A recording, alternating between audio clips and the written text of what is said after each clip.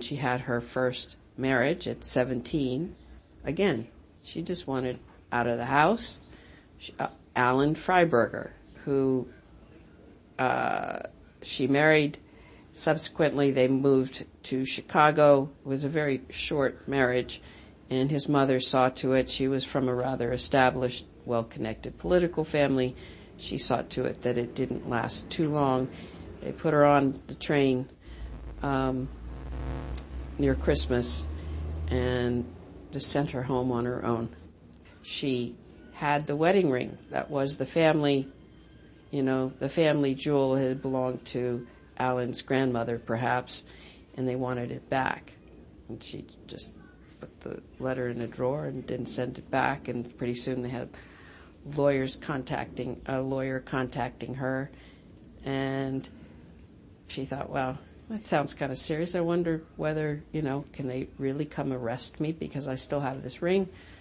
And the fellow who managed the Tivoli Theater liked her, and he, on her behalf, engaged his lawyer to write a letter back to them and to their lawyer, and said in no uncertain terms, do they have any right to that ring, and they better start writing and harassing my mother.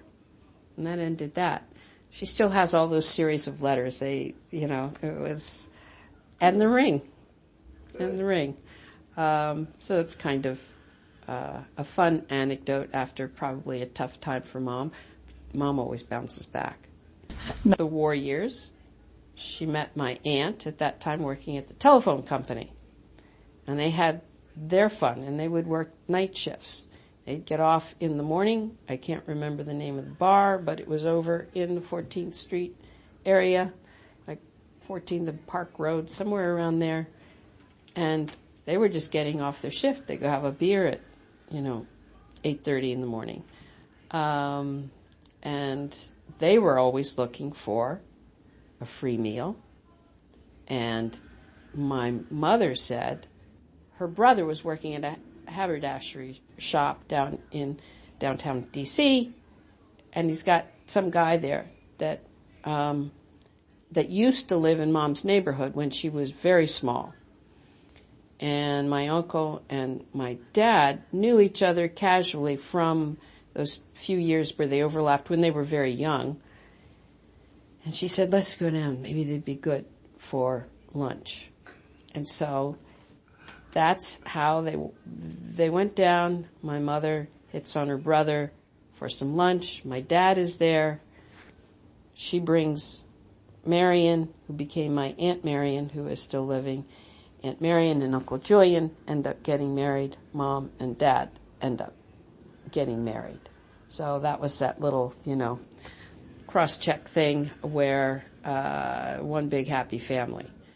Worked at a haberdashery on F Street, and on top of that, second floor of the building, Julian was a jewelry engraver. When you come back from the war, you can pick what you want to do back then, and they will find you the job. And I don't know why he picked engraving, but he did. And he went downstairs and he saw a bill. So the telephone company at that time was on their 6-week strike. And I said, Marion, we need to have lunch. I have no money. You have no money. I guess we'll just walk down there. So we walked to F Street. And I said, Julian, this works at the second floor.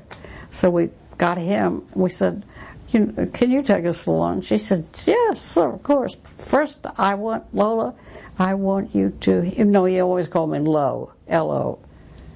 I always use that, a special name, but only special people could call me that.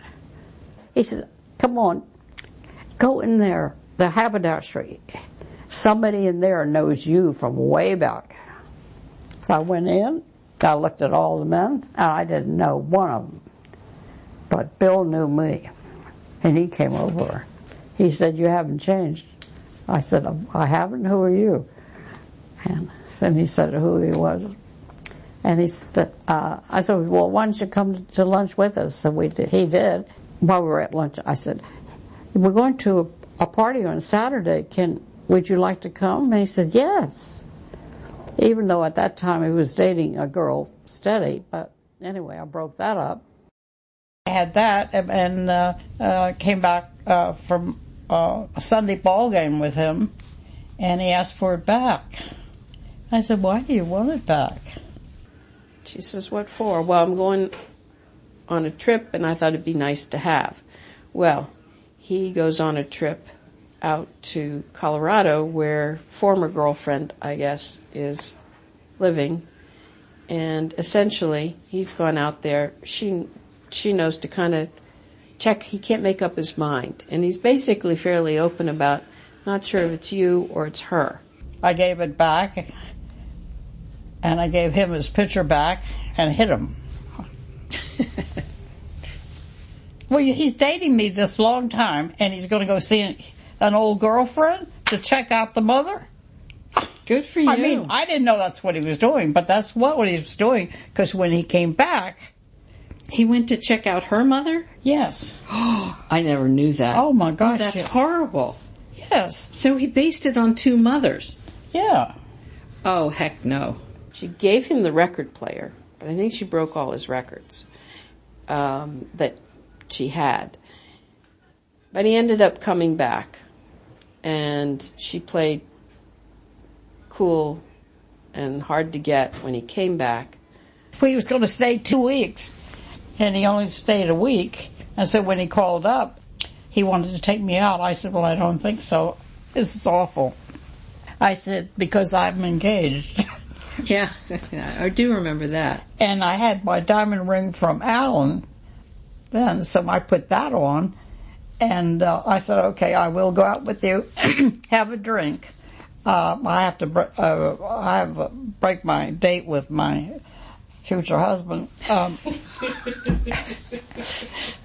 So we went downtown, right on New York Avenue, and probably around 7th Street somewhere. There was a nice club there. We went there, and he said, you got engaged? I said, oh, yes.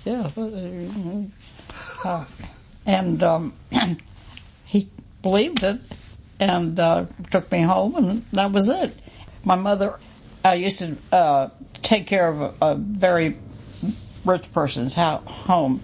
She moved in to take care of it, and Jillian and Bill were old buddies from way back on Chapin Street. So they, resumed their friendship after the war. So he came there to see Jillian to play tennis.